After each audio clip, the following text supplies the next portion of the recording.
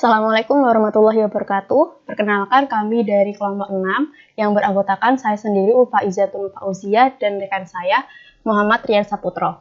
Pada kesempatan kali ini, saya dan rekan saya akan membahas tentang rubrik penilaian. Ada 4 poin yang akan kami sampaikan. Yang pertama adalah pengertian dari rubrik, yang kemudian yang kedua adalah manfaat dari rubrik penilaian, yang ketiga adalah rubrik penilaian analitik, dan yang keempat adalah rubrik penilaian holistik. Yang pertama adalah pengertian dari rubrik. Rubrik adalah sebuah panduan yang digunakan oleh fasilitator pembelajaran, dalam hal ini adalah guru dan dosen, untuk mengukur dan menilai kemampuan siswa. Atau dapat dikatakan juga rubrik merupakan salah satu asesmen atau penilaian yang digunakan untuk mengukur dan menilai siswa secara komprehensif. Maksudnya komprehensif adalah dalam menilai peserta didik, guru tidak hanya melihat dari hasil akhir dari nilai peserta didik, namun guru atau fasilitator juga menilai dari proses berlangsungnya peserta didik dalam melakukan proses belajar. Rubrik juga dapat berfungsi sebagai penuntun atau penuntun kerja dalam instrumen evaluasi. Di dalam suatu rubrik terdapat satu kriteria set yang digunakan untuk menilai kinerja dari suatu tugas dan dari mahasiswa atau siswa, dan juga menyediakan detail capaiannya. Jadi, gampangnya adalah rubrik merupakan salah satu bentuk penilaian untuk peserta didik atau mahasiswa dengan kriteria penilaian tertentu. Oke, selanjutnya adalah tujuan dari penilaian rubrik. Tujuan dari adanya penilaian rubrik sendiri adalah untuk mengukur kinerja siswa, sehingga diharapkan siswa secara jelas mampu memahami dasar penilaian yang akan digunakan. Kedua pihak, baik siswa maupun guru, akan mempunyai pedoman yang bersama serta jelas tentang tuntunan kinerja yang akan diharapkan. Kemudian, materi selanjutnya adalah manfaat dari pembuatan penilaian rubrik. Secara jelas bahwa rubrik menyediakan cara penilaian yang lebih transparan, baik bagi fasilitator, dalam hal ini adalah guru dan dosen, ataupun bagi siswa dan mahasiswa. Terdapat dua pihak yang mendapatkan manfaat dari pembuatan rubrik. Yang pertama adalah guru, dan yang kedua adalah peserta didik. Kemudian kita akan membahas tentang yang manfaat bagi guru. Yang pertama adalah menilai tugas secara konsisten dan objektif antar siswa. Yang kedua adalah menghemat waktu penilaian, baik jangka pendek ataupun jangka panjang. Kemudian yang ketiga adalah memberikan umpan balik yang efektif, tepat waktu, dan mempromosikan pembelajaran kepada siswa secara berkelanjutan. Kemudian yang keempat adalah memperbaiki metode pengajaran dengan cara mengevaluasi hasil rubrik. Kemudian manfaat bagi peserta didik itu sendiri, yang pertama adalah lebih memahami tentang komponen penilaian yang akan diberikan. Yang kedua adalah lebih memperhatikan proses dan hasil kemajuan dalam proses pembelajaran. Dan yang ketiga adalah dapat memperbaiki kinerja proses pembelajaran dengan baik. Sedangkan manfaat rubrik berdasarkan waktu penilaian dibagi menjadi 3. Yang pertama adalah sebelum penilaian, selama proses penilaian, dan setelah penilaian. Yang pertama adalah sebelum penilaian. Siswa berkesempatan untuk melihat dan memahami tentang apa yang dinilai dan bagaimana detail deskripsi untuk grade capaian yang berbeda. Dengan pemahaman tersebut, siswa atau mahasiswa dapat menyusun strategi pembelajaran yang akan dicapai. Kemudian bagi fasilitator, rubrik penilaian berguna untuk menjelaskan kepada siswa ataupun mahasiswa bagaimana kinerja mereka akan dinilai. Kemudian yang kedua adalah selama proses penilaian. Manfaat bagi guru atau fasilitator, rubrik penilaian digunakan untuk framework atau kerangka yang lebih detail untuk digunakan dalam menilai kinerja siswa secara objektif terhadap suatu tugas yang telah diberikan. Nah, tujuannya adalah untuk mencapai pembelajaran yang telah ditentukan. Selain itu, rubrik juga memberikan kemudahan dan umpan balik kerja bagi siswa. Kemudian yang terakhir adalah setelah penilaian. Manfaatnya adalah rubrik memberikan informasi yang penting bagi siswa tentang mutu kinerja yang telah ditentukan. Rubrik juga menyediakan informasi secara transparan tentang bagaimana dan dari mana nilai capaian tersebut dinilai.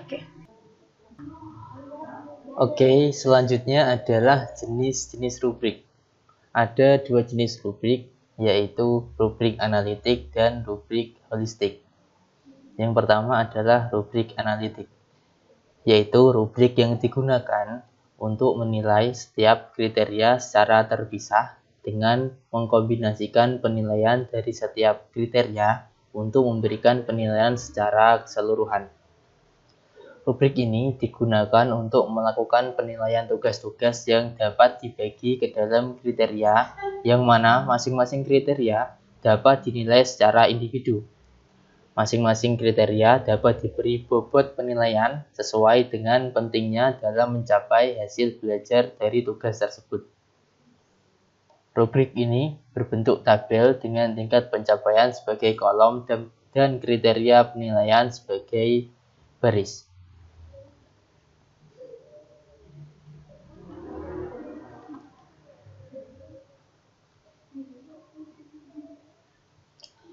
Ini adalah contoh dari rubrik analitik.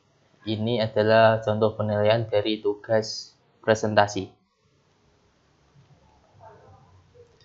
Di sini kita bisa lihat yang pertama, yaitu kriteria yang sudah dijelaskan di depan tadi. Untuk menilai setiap kriteria secara terpisah, yang dimaksud kriteria adalah ini. Ada organisasi, isi, dan gaya presentasi. Dan tiap kriteria ini ada deskripsinya sendiri dalam penilaian dan dapat diberi bobot penilaian. Ini adalah bobot penilaiannya, yaitu lebih dari 81 dengan deskripsi ini. Kemudian nanti akan dinilai di sini. Kemudian 61 sampai 80 deskripsinya ini, nilainya di sini.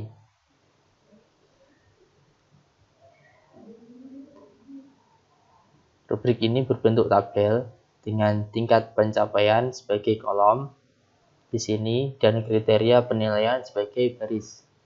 Ini adalah kriteria penilaiannya.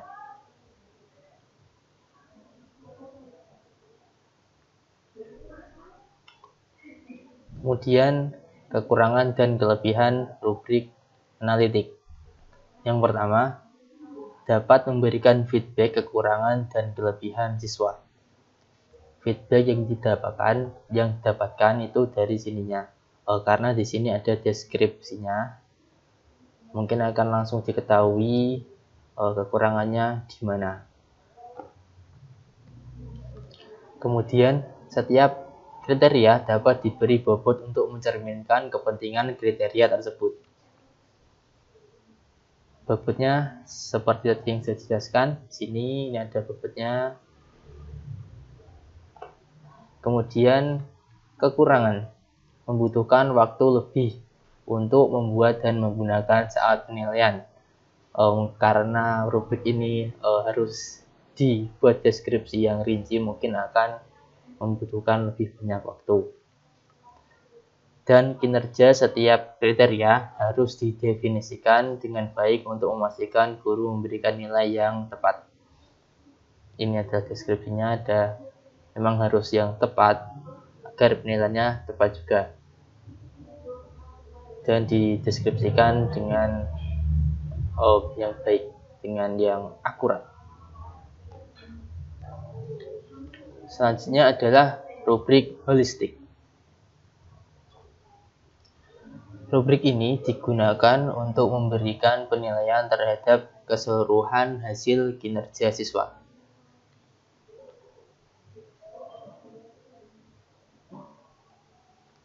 Rubrik holistik digunakan bila ada kesulitan atau tidak memungkinkan adanya pembagian penilaian suatu tugas ke dalam kriteria yang terpisah. Ini dapat terjadi karena adanya kriteria saling berkaitan dan tumpang tindih satu sama lain. seperti tugas kreatif yang kompleks yang mana pengerjaannya dapat didekati dengan ragam oleh siswa dan tugas tersebut tidak dapat dibagi ke dalam komponen atau kriteria penilaian. Untuk itu dibuat penilaian holistik terhadap kinerja mahasiswa dalam rubrik holistik. Hasil penyampaian ditulis dalam paragraf dan biasanya dalam kalimat penuh. Ini adalah contoh rubrik holistik dari tugas IC.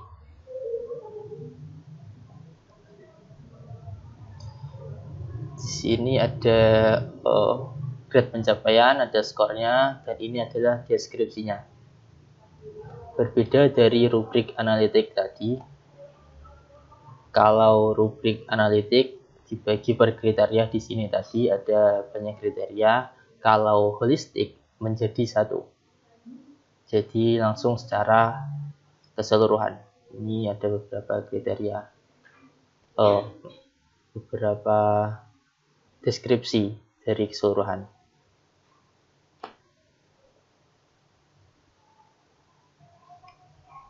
Kemudian kekurangan dan kelebihan. Kelebihannya lebih menekankan pada apa yang siswa tunjukkan daripada yang siswa tidak bisa lakukan. Kita lihat lagi di sini, langsung membahas apa yang mereka capai, tapi tidak membahas yang mereka tidak capai seperti yang rubrik analitik tadi. Kemudian hemat waktu dengan meminimalkan jumlah kriteria dalam penilaian. Tidak seperti analitik tadi, ini lebih simple karena langsung keseluruhan. Kekurangannya tidak memberikan spesifik feedback. Tidak memberikan feedback.